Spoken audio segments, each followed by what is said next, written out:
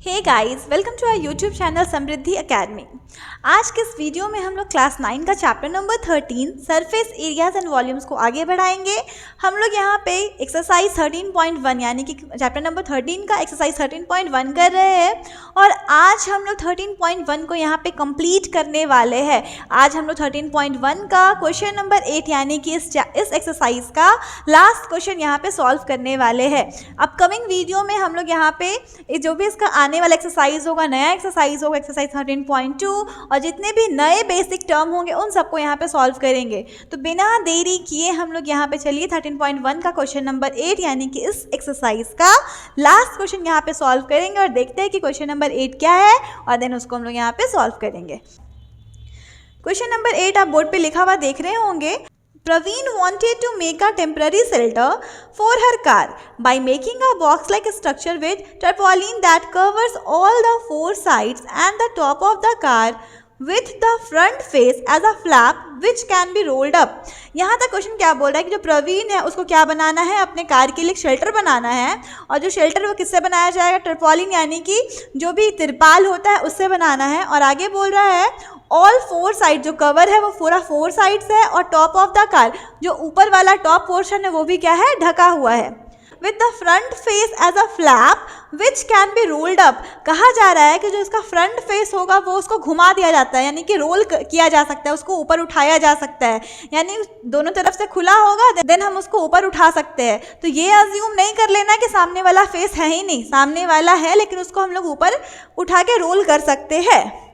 Assuming that the stitching margin are very small, यानी कि जो कपड़ा सिला गया है बहुत ही, जो मार्जिन होता है जो छोड़ा गया है कपड़ा बहुत ही कम अमाउंट में छोड़ा गया है एंड देयरफॉर नेग्लिजिबल, यानी उसको मानना नहीं है, उसको इग्नोर करना है, यानी कोई भी कपड़ा यहाँ पे एक्स्ट्रा नहीं है।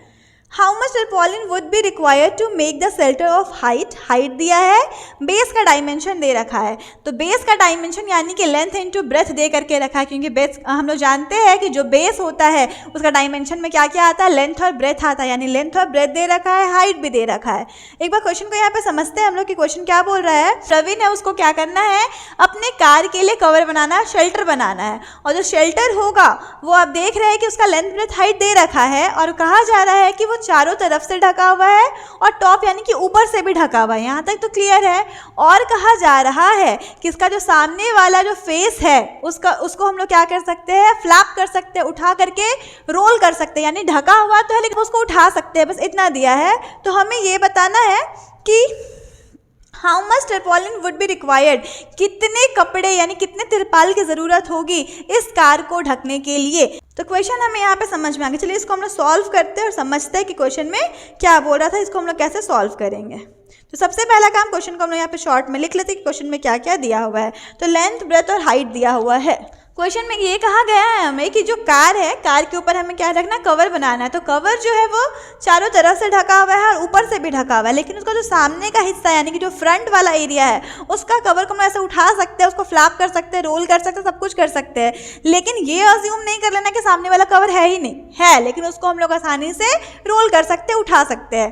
तो हमें यहाँ पे ये समझ में आया कि इसका लेंथ अलग, ब्रेथ अलग, हाइट अलग। दैट मीन्स ये कौन सा फिगर होगा, कौन सा स्ट्रक्चर होगा, क्यूबॉइड शेप होगा, यानी द स्ट्रक्चर यानी the shape, the structure like cuboid, यानी जो इसका स्ट्रक्चर है वो कैसा है, क्यूबॉइड शेप का है। यहाँ से हमें ये समझ में आ गया, यानी कि जो हमें दिया हुआ है कि जो भी तिरपाल लगाना है, जो भी ट्रैपलिन लगाना है वो कौन सा शेप का होगा, क्यूबॉइड शेप का होगा। अब आप ध्यान से देखिए, बोला गया है कि चारों वॉल तो ढका हुआ है, चारों तरफ से ढका हुआ है, उसका टॉप भी ढका हुआ है। क्या किसी कार को रखने के लिए जो शेल्टर बनाया जाता है तो क्या उसके बॉटम को, उसके नीचे वाले पार्ट को भी ढकते हैं? बिल्कुल भी नहीं। जब यहाँ पे बोला गया है कि उसका बेस इग्नोर किया गया है, बॉटम को इग्नोर किया गया है, तो यहाँ पे कितने फेस होंगे, ओनली 5 फेस को कैलकुलेट करना है। तो हमें यहाँ पे 5 फेस पे ही क्या करना है, काम करना है, यानी इसका हमें क्या निकालना है, टोटल सरफेस एरिया तो निकालना है, लेकिन उसका जो बेस एरिया है उसको क्या करना है, इग्नोर करके चलना है।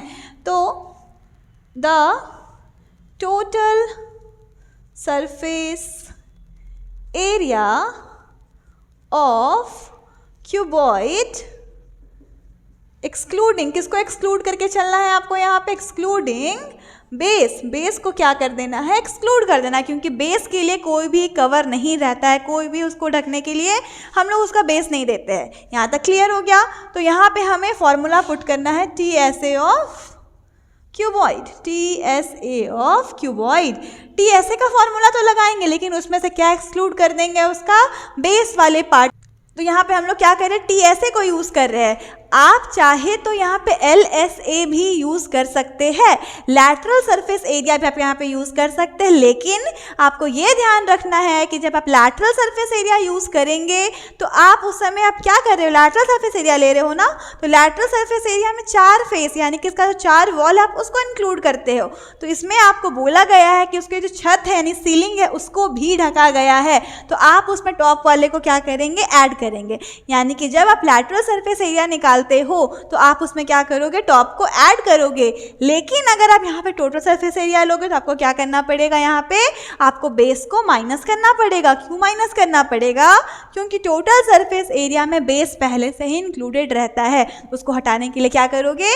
माइनस करोगे। तो आपको जो ईजी लगे आप उसको फॉलो कर सकते हो। तो टोटल सरफेस एरिया का फॉर्मूला पुट करते हैं, 2 into length into breadth plus breadth into height plus height into length, ये होता है इसका फॉर्मूला। तो L into B plus B into H plus H into L, ये हम लोगों ने फॉर्मूला लिखा। और इसमें से क्या माइनस करना है हमें? इसका बेस वाला एरिया। तो बेस जो होता है, अगर हम बात करें क्यूबॉइड की, तो हम यहाँ पे पहले क्यूबॉइड बनाते हैं और देखते हैं कि कौन सा बेस में डायमेंशन आ रहा है। ये हमारा क्या है? क्यूबॉइड है। ये रहा हमारा क्यूबॉइड। अब इस पे आप बेस पे आ जाइए। इसका बेस, ये नीचे वाला पार्ट क्या है? इसका बेस है। तो इसका बेस में क्या डायमेंशन है? तो एक लेंथ है और एक ब्रेथ है। यानी क्या माइनस करेंगे आप बेस का एरिया के लिए? लेंथ इंटू ब्रेथ को माइनस करके। क्योंकि देखिए आप इसका अगर बेस को देख रहे हो तो कौन सा शेप है? रेक्टेंगल शेप, और रेक्टेंगल का फेस हटाना है यानी उसका एरिया हटाना है, तो आप लेंथ इंटू ब्रेथ करेंगे तो ही ना रेक्टेंगल का एरिया निकलेगा। तो हम लोग यहाँ पे क्या माइनस करेंगे? लेंथ और ब्रेथ, यानी लेंथ इंटू ब्रेथ को माइनस कर देंगे। तो 2 लेंथ का वैल्यू 4, ब्रेथ का value 3 plus breadth 3, height 2.5 plus height 2.5 और लेंथ 4। इसमें से आप माइनस करेंगे लेंथ इंटू ब्रेथ, तो लेंथ है 4 और ब्रेथ है 3। अब सॉल्व करते हैं। तो 2 4 3 12, 3 इंटू 2.5 करेंगे तो ये आ जाएगा 7.5, और 2.5 इंटू 4 करेंगे तो ये आ जाएगा 10, माइनस 4 3 12। तो 12 और 7.5 हो जाएगा 19.5, 19.5 और 10 हो जाएगा 29.5, और माइनस कर देंगे आप 12। तो पहले आप इसको मल्टीप्लाई करेंगे तब आप इसको क्या कर सकते हैं? माइनस कर सकते हैं।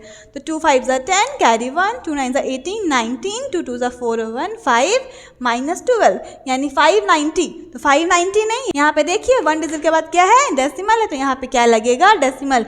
यानी 59 में सबको क्या माइनस करना है? 12 माइनस करना है।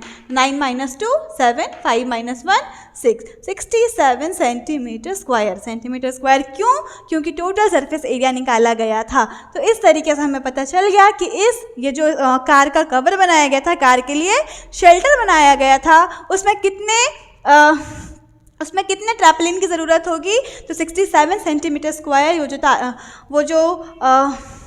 वो जो ट्रैपलिन लगाया गया था यानी कि जो तिरपाल लगाया गया था उसमें कितना तिरपाल चाहिए होगा, कितना ट्रैपलिन चाहिए होगा? तो कितना चाहिए हमें? 67 सेंटीमीटर स्क्वायर का ट्रैपलिन चाहिए होगा, तभी जा कर के उस कार का कवर बन पाएगा। आई होप आपको ये वीडियो समझ में आया होगा, ये क्वेश्चन आपको क्लियर हो गया होगा कि कैसे इस क्वेश्चन को सॉल्व किया गया है। तो अपकमिंग वीडियो में हम लोग इसके बाद का जो भी बेसिक टर्म होगा उसको हम लोग क्लियर करेंगे और आने वाले एक्सरसाइज को यहाँ पे सॉल्व करेंगे। अगर आपको किसी भी क्वेश्चन में कोई डाउट है या कुछ नया क्वेश्चन आपको पूछना है तो आप मुझे कमेंट करके पूछ सकते